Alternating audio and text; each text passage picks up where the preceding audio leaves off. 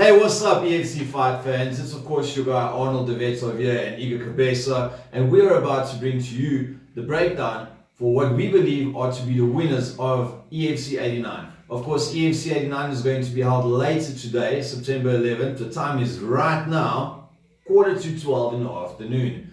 Igeu, let's go through the fights. You can give me your picks, I will give my picks as well, and we can tell the fans exactly who they can be looking forward to go home with a W tonight. Igeu, of course, Prince Lolia is facing off against Musa Satwape. Both of these individuals are making their debut. Who do you see winning in this fight?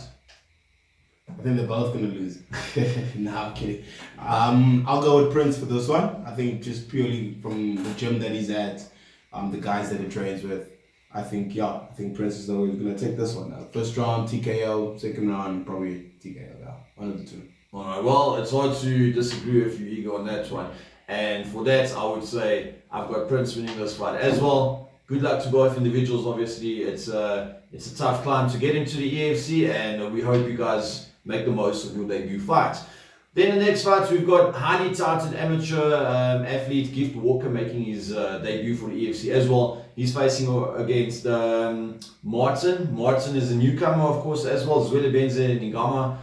Fight no longer happening due to Zwelibanze actually contracting COVID. So, of course, I'd have to go with Gift Walker in this one. Definitely highly touted, lots of hype behind him as well. The nicest guy you'll meet. But for my money, I would say Gift Walker, definitely. Who you got? You know, yeah, I also think Gift Walker's going to take this one. He showed professionalism. He came there on time. He made weight on time. I mean, Martin is having his debut, and he's not making weight. It's all these small things that just tells you about the guy, the character, the person, who he is, and everything. So, I think for this one, I'll also go with Walker. Yeah. And then we've got Ashley Calvert after a very long layoff, about 5-6 year layoff, and of course, much different actually to what we used to. He's coming out there looking like the grizzled veteran.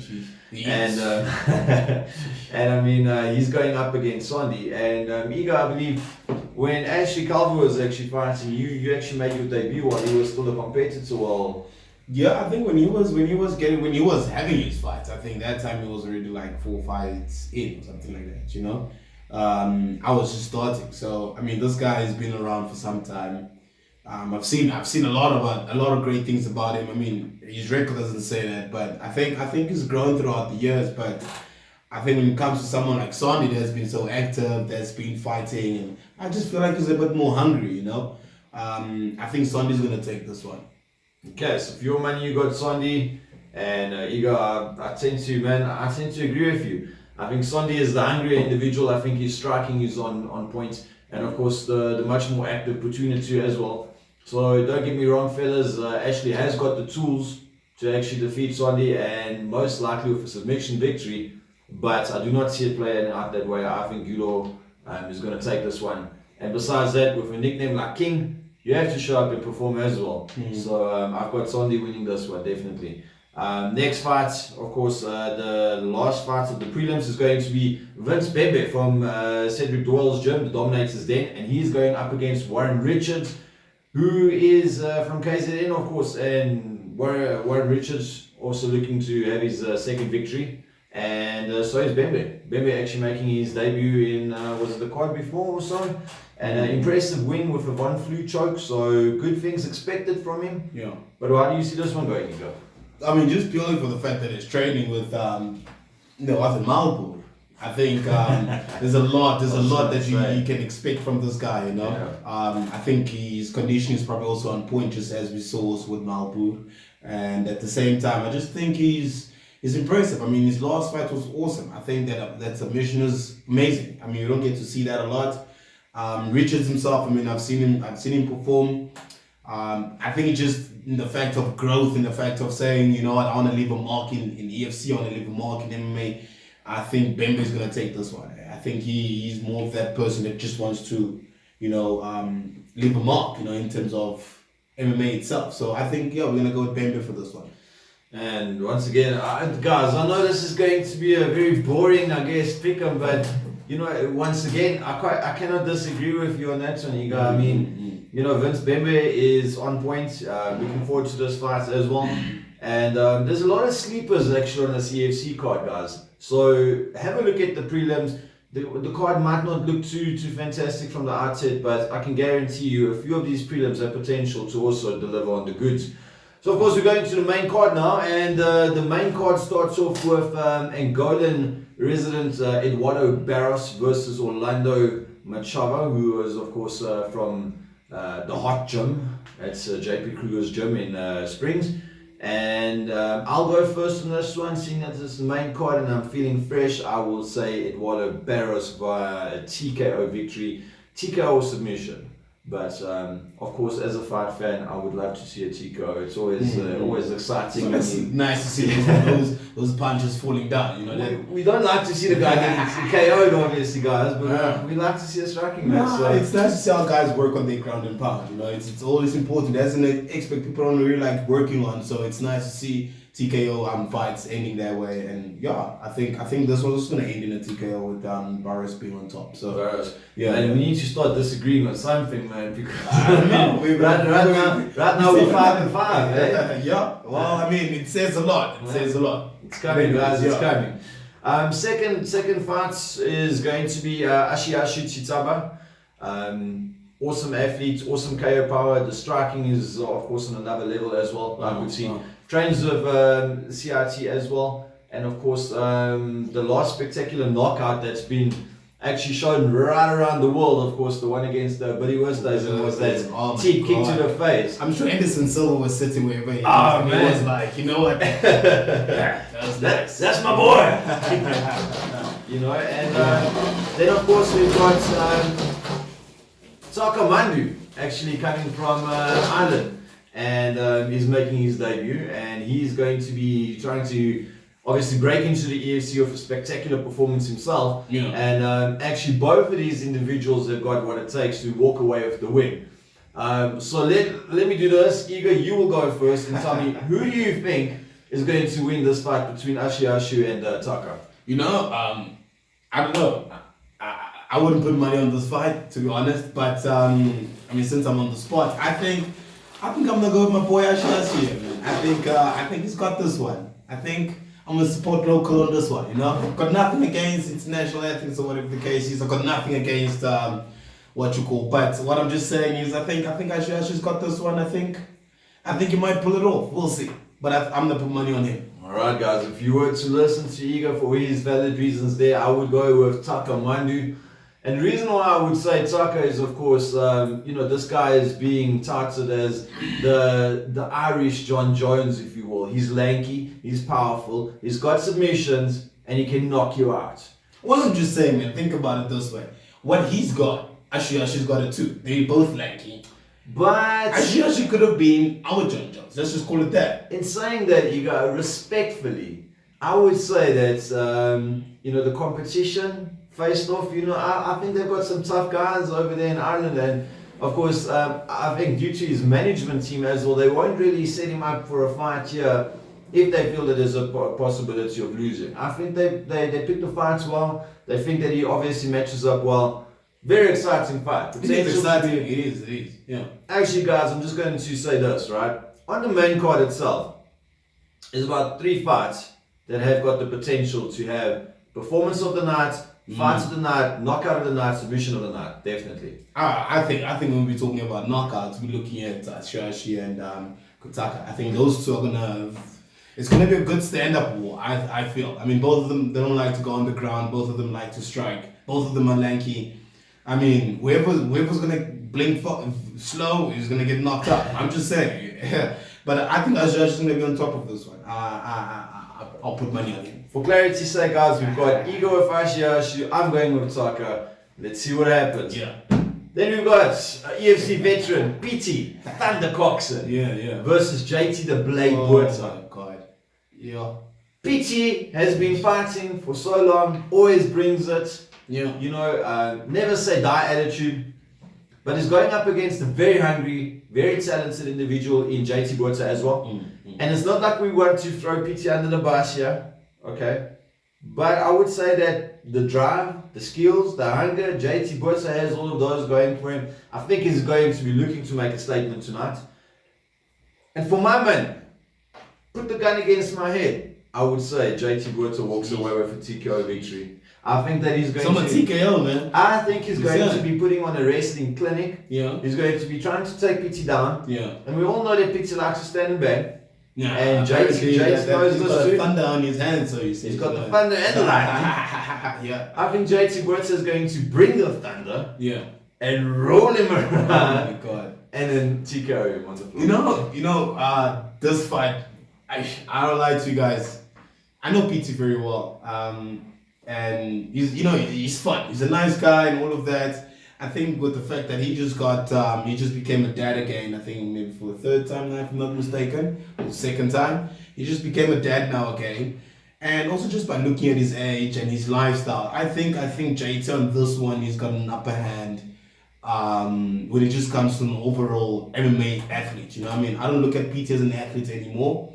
I think PT's time has come, basically on my end.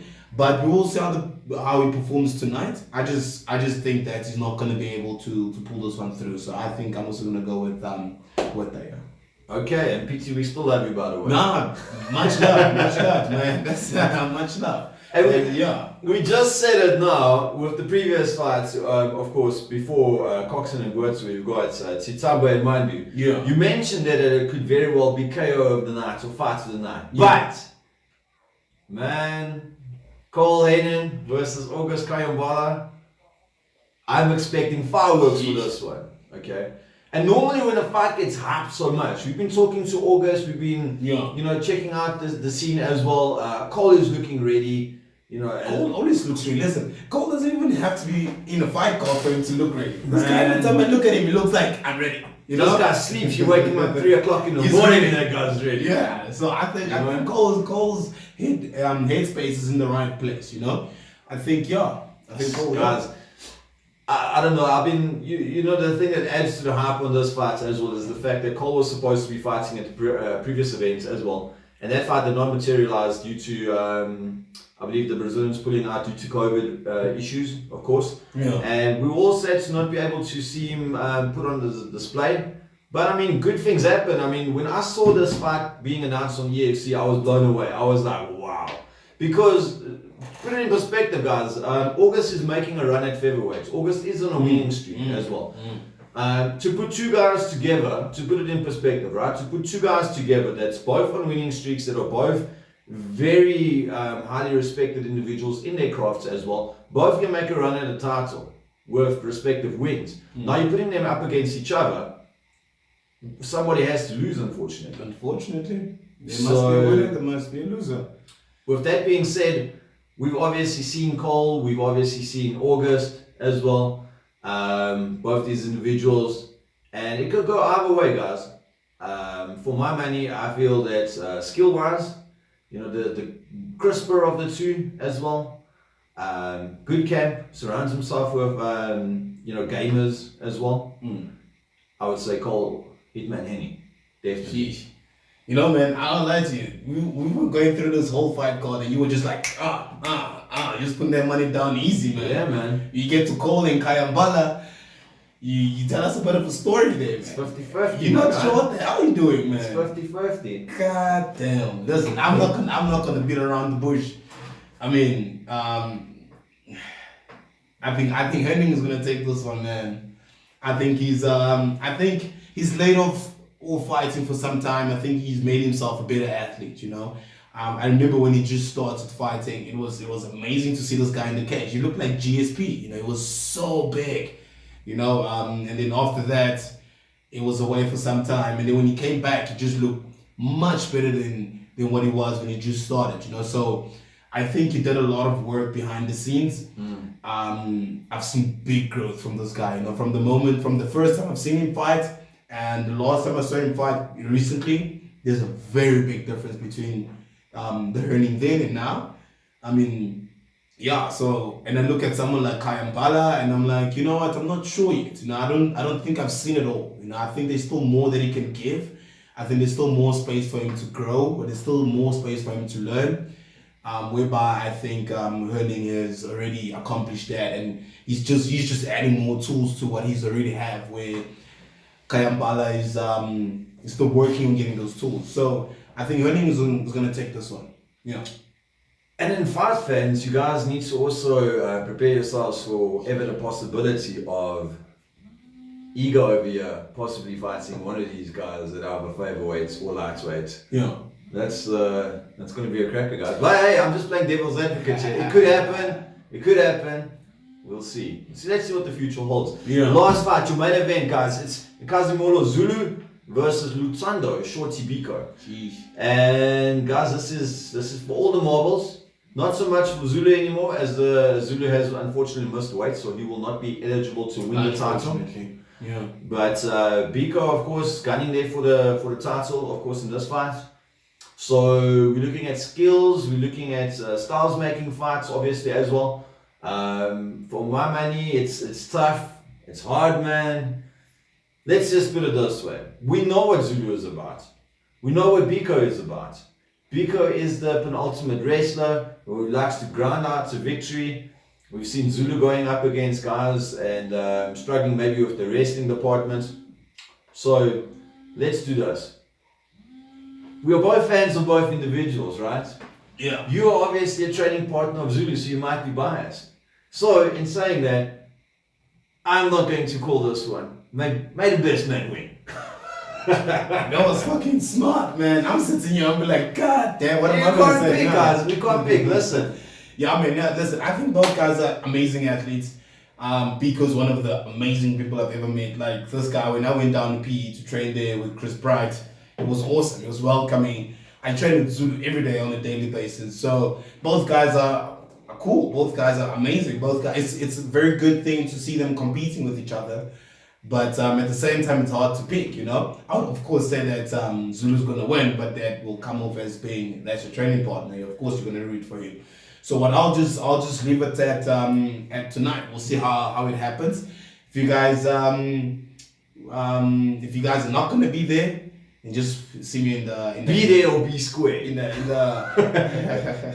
No, you guys will see me in Zulu's corner though. Okay, so I'll be in Zulu's corner and making sure that he wins the fight. But if it doesn't, then it's whatever. But if it does, it'll be awesome. You know, it'll be awesome. Even though he's not getting that belt, for the fact that he's just showing up and he's performing. At the end of the day, he's got to show the performance that he needs to show. You know, for sure. Yeah, because I mean we've worked hard, and working hard means you got to show the performance, and that's what it's about at the end of the day. So yeah.